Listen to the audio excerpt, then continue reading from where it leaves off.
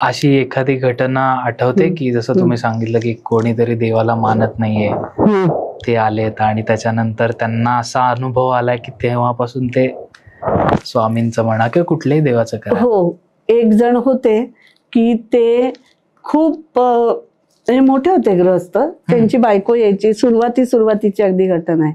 त्यांची बायको यायची माझ्याकडे आणि ती म्हणायची माझ्या नवऱ्याला ना जॉब नाहीये, हे नाहीये, त्याच्यामुळे तो स्वामींवर चिडलाय, तो काही मानतच नाही, ऐकत नाहीये. तर ते एकदा ते म्हणले की नाही मला आता यांच्याकडे घेऊन चल, म्हणून ते आले माझ्याकडे. मग मी त्यांना म्हटलं की तुम्ही काय झालं, देवावर का चिडलात? तर माझ्याकडच्या फोटोकडे बघून म्हणले की हा जो माणूस आहे यांनी मला काहीच दिलेलं नाहीये, बापरे, म्हणून मी चिडलो. मी त्याची खूप भक्ती केली पण यांनी मला काही नाही दिलं. म्हणलं तुम्हाला काय काय येतं? ते म्हणले मी गाणं गातो, मी ड्रॉइंग उत्तम करतो, माझा म्हणजे व्हॉइस ओव्हर का काय तुम्ही म्हणता ना ते रेडिओवर आवाज तो चांगला येतो, आणि मी लिखाण करतो. म्हणलं ह्याच्यात तुम्ही काय शिकलायत? तर ते म्हणले मी काही नाही शिकलो, मी मला जन्मापासून मला येतंय ते. म्हटलं मग हे कोणी दिलंय?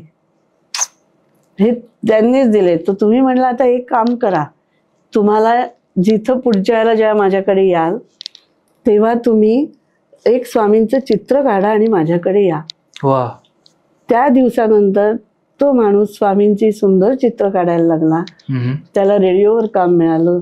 तो त्याचं आता तो नंतर आला नाहीये जास्ती माझ्याकडे, पण आता ते व्यवस्थित असतील असं मी आता समजते. वा वा. मगाचपासून म्हणजे जेव्हापासून पॉडकास्ट सुरू झालाय आपण दोन गोष्टींच्या बद्दल बोलतोय, एक तर परमेश्वर आणि देव. आता आमच्या पिढीला हा अर्थातच प्रश्न पडला असणार आहे की ह्याच्यामध्ये फरक काय, तर तो आम्हाला सांगा. परमेश्वर ज्याला रंग रूप आकार उकार काहीही नाही, आणि देव म्हणजे जो रूपात आहे, अच्छा, त्याला देव म्हणतात. आणि परमेश्वर जो सगळ्या विश्वाची काळजी घेतो तो आहे. तो त्याला पाहिजे त्या रूपात तो आपल्या समोर येतो, म्हणून तो परमेश्वर. ज्याला पाहिजे ते रूप घेता येतं. परमेश्वर हे अंतिम सत्य आहे आणि देव हे त्याचा पार्ट आहे असं मला वाटतं. ओके.